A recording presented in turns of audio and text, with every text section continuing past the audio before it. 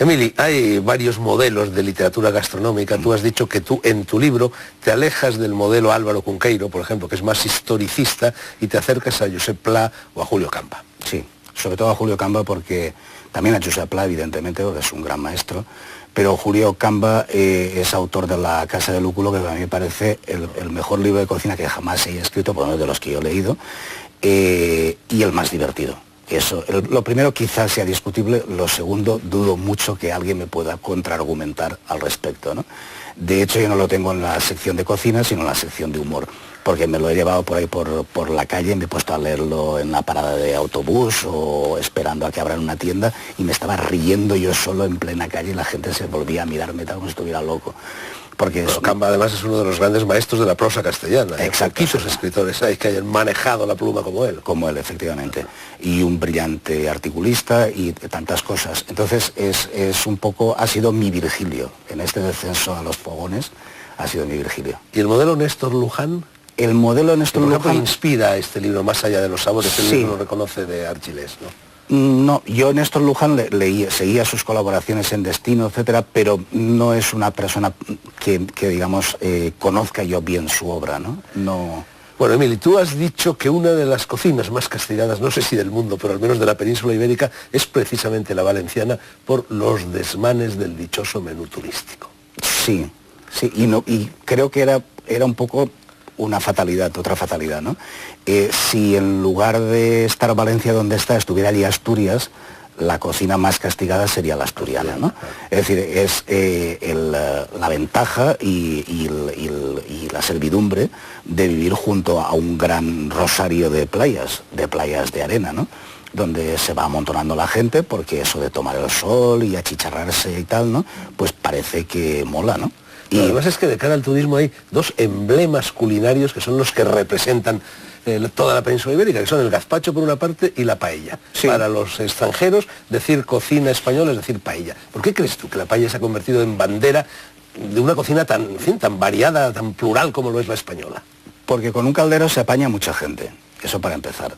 O sea, ese es una cosa que cualquier empresario de cocina tiene que valorar, ¿no? Y por otra parte los ingredientes suelen ser baratos, pero el precio no siempre, con lo cual el margen de beneficios es amplio, ¿no?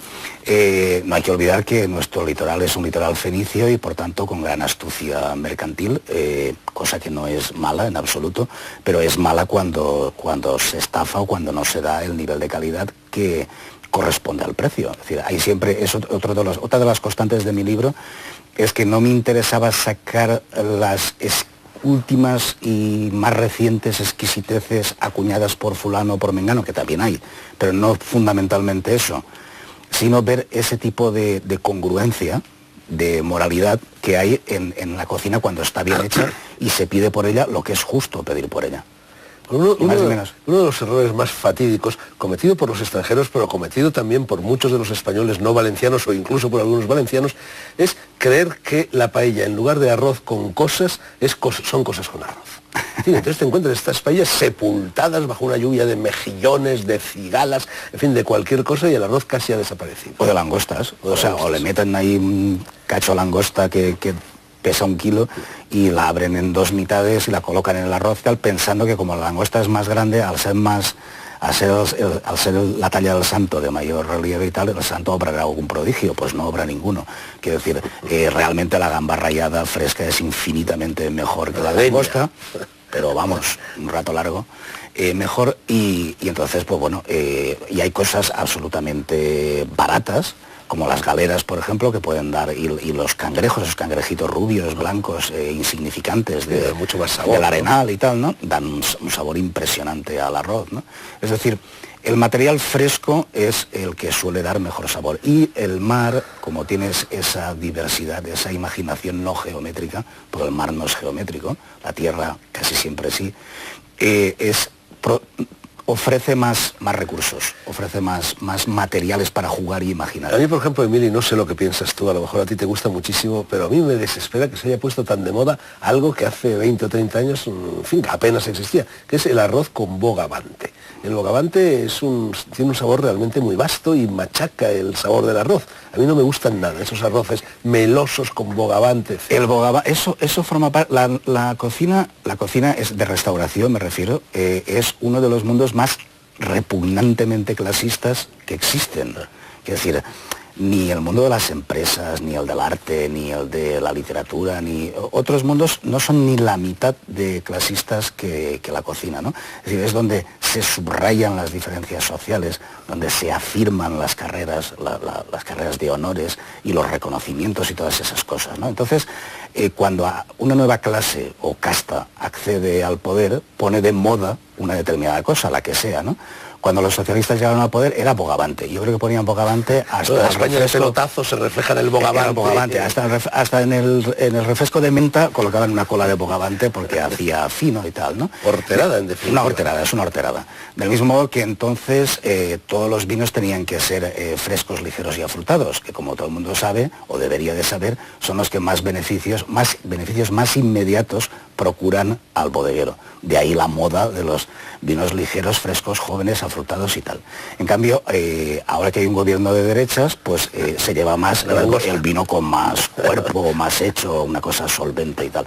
Claro, los precios de ese vino también son al nivel de un presidente de consejo de administración muchas veces, ¿no? Oye, mire, ya que estamos mencionando esta influencia de los políticos sobre la cocina y han salido a relucir los socialistas, en la época de los socialistas, al menos aquí en Madrid, no sé si sucedió también en Valencia o allí no se atrevieron, hicieron una cosa espantosa con la horchata. Yo soy muy bebedor de horchata, mi desayuno favorito es la horchata, me desespera que no haya buena horchata, por ejemplo, en Soria, donde no hay horchata ni buena ni mala. Bueno, pues aquí que en Madrid, y te lo pregunto por si sucedió también en Valencia, los socialistas decidieron que la horchata tenía que pasteurizarse, porque si no, pues en fin, entrañaba peligros para la salud o lo que fuera, y claro, una horchata pasteurizada, eso no es horchata, eso es una porquería que sabe a jabón. Sí, y lo mismo ocurre con el queso y con tantas otras cosas. Es decir, ¿se puede tomar buena horchata ahora o la han pasteurizado allí también, Manu? Sí, bueno, ahí ha habido un montón de normas higiénico-sanitarias y respecto a la mayonesa y respecto a tantas otras cosas, ¿no? Que sí, que han impuesto en muchos casos, bueno, en el caso de la mayonesa ni siquiera el huevo, sino el huevo tiene que estar deshidratado, o no tiene que entrar el huevo. No, creo que prohibieron la mayonesa con huevo. Sí, es prohibir la mayonesa directamente, la mayonesa es una salsa de huevo, exacto, ¿no? Exacto, pero dicen que es un caldo de cultivo de toda clase de salmonelas y cosas. Bueno, y entonces con el queso ha pasado eso, con la horchata ha pasado eso. Si se puede todavía tomar una buena horchata, sí. Todavía se puede en Alboraya y en lugares muy, muy contaditos y tal. Lo que sí que deberían de hacer, creo yo, en Alboraya modestamente, es establecer una denominación de origen. Es decir, la horchata de chufa valenciana sin pasteurizar debía de ser algo así como la aristocracia de esa bebida, de esa línea de bebidas y tal, ¿no? Y entonces, evidentemente, sería mucho más cara, sin ningún género de dudas, pero sería eso. Y se pediría el dinero que esa bebida merece. Cuando la chufa no es valenciana, sino africana, que no tiene el mismo nivel de calidad, no porque sea africana, sino porque no tiene el mismo nivel de calidad, ¿no? Y cuando además se pasteuriza el producto, etcétera, etcétera, se obtiene una bebida que puede ser muy grata e incluso interesante, pero que no es verdadera horchata, ¿no? Yo llegué una vez a un mercado en Bamako, en Mali, yo ignoraba que la chufa viniera de por allí y vi que había chufas por todas partes. Hay en las tumbas de los faraones. Sí, hay en las tumbas de los faraones. En las tumbas de los faraones hay chufas, ¿no? Has hablado hace un momento de denominación de origen. Una cosa que me ha sorprendido y que yo desconocía mientras estaba preparando esta entrevista, parece ser que el arroz valenciano, que es el más antiguo de España, no ha tenido denominación de origen hasta hace un par de años. Hasta hace muy poquito. ¿Y eso cómo se explica? Es, pues, como tantos otros disparates que ocurren en nuestra tierra, ¿no? Es decir, hay una falta de autoestima cierta en los valencianos. Es una cosa que es perfectamente rastreable en nuestra conducta colectiva. Entonces, una de esas manifestaciones, un síntoma, que diría un psiquiatra, pues es ese, que teniendo un arroz ahí desde toda la vida y además junto a un parque natural, etcétera, etcétera, pues no se fijara unos perfiles claros del producto que se pretende ofrecer, cosa que los catalanes ya habían hecho unos cuantos años antes en el Delta del Ebro, a pesar de que el Delta del Ebro como zona arrocera es más tardía, y no digamos las marismas andaluzas, mucho más tardías aún. volvamos a los turistas, volvamos al menú turístico, volvamos a los desmanes que se cometen fundamentalmente con la paella. Tú, en un determinado momento del libro, la defines como caricatura aceitosa y sin gracia de una realidad enmascarada con insolaciones y sangría. Efectivamente es así, pero ¿cómo luchar contra eso? ¿Cómo luchar contra esa sangría, contra esas insolaciones, contra esa caricatura aceitosa que se sirven centenares y centenares y centenares de chiringuitos en las playas de la comunidad? Sí, ya lo están haciendo. Bueno, lo primero es conseguir que algún amigo que sabe cocinar te invite a un buen arroz. Eso es lo primero. Y si no, aprender tú. Y lo segundo es empezar a reconocer al gran número porque ya son un gran número, de cocineros, sobre todo en la zona de Alicante, también ahora en la de Valencia, y espero que dentro de muy poco en Castellón, pero ha seguido un poco el origen de ese movimiento de regeneración está en Alicante, y eso hay que reconocerlo. Es decir, aunque, por supuesto, hay excelentes restaurantes en Castellón y en Valencia que también preparan buenos arroces. Pero hay incluso gente que se ha puesto a sí mismo el reto de preparar en su restaurante cada día del año un arroz distinto, es decir, 365 arroces distintos. Y Carles Llorca, que era un profesor de la Universidad de Alicante, gastrónomo y que tenía varios libros publicados sobre cocina, y uno de ellos sobre almadrabas, que es un fenómeno muy alicantino, digamos, había propuesto, y creo que se va a llevar a efecto ya, una especie de torneo o justa gastronómica entre cocineros de Alicante y cocineros de Valencia, y tanto mejor si vinieran también los de Castellón, para que en ese juego de emulaciones haya un deseo de rayar alto, de hacer las cosas bien, ¿no?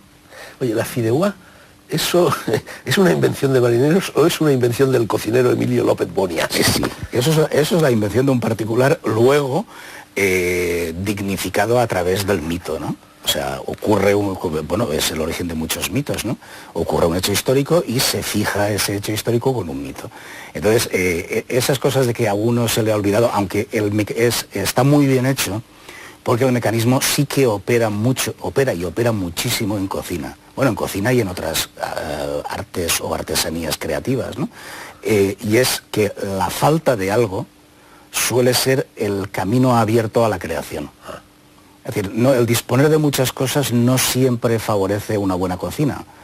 El día que a veces tienes una inspiración más arrebatada es el día que abres la nevera y solamente encuentras un montón de desperdicios. Tienes que aguzar el ingenio. Entonces ahí es cuando tienes que forzar el ingenio. Y encima has hecho el fantasma la víspera y has invitado a dos amigos o a dos amigas y están esperándote en el comedor a ver con qué les sorprendes, ¿no? Es en ese momento cuando parece que trabaja más la cabeza y la sensibilidad, ¿no? Emilio, es también un mito, una invención mediática, esa dieta mediterránea de la que tanto nos hablan continuamente, porque yo la verdad es que recorro el Mediterráneo y me voy encontrando con cocinas muy diferentes entre sí, aunque puede haber algunos elementos comunes, ¿no? La dieta mediterránea es una invención de los americanos. Es una invención de los evangelistas de la salud norteamericanos, ¿no? Que dijeron, si uno come las cosas que se comen en el Mediterráneo con moderación, uno disfruta en la mesa y además tendrá larga y feliz vida sin achaques y tal, ¿no? Pero eso es cierto en la cocina mediterránea y posiblemente sea cierto en la cocina centroeuropea, china, y no digamos china o japonesa, cocinas asiáticas donde el arroz y las verduras están muy presentes y la carne entra o no entra en absoluto en la dieta y tal, ¿no? Entonces, ¿qué pasa? Que la dieta mediterránea efectivamente tiene productos maravillosos como los pescados azules, pescados desdeñados frecuentemente por el comercio y por la propia ama de casa mal informada, pese a ser fuente inacabable, inagotable de sabores, ¿no? y de placer. Tiene cosas como el aceite de oliva, tiene cosas como el pan, cuando está bien hecho y tal. Todos esos elementos, y por descontado la cantidad de verduras y frutas, ¿no? Y con esos componentes se puede hacer una maravillosa dieta, es decir, una comida saludable, y se puede hacer una maravillosa cocina, qué duda cabe. Pero también se puede hacer con los ingredientes americanos o africanos con toda seguridad. Tú dices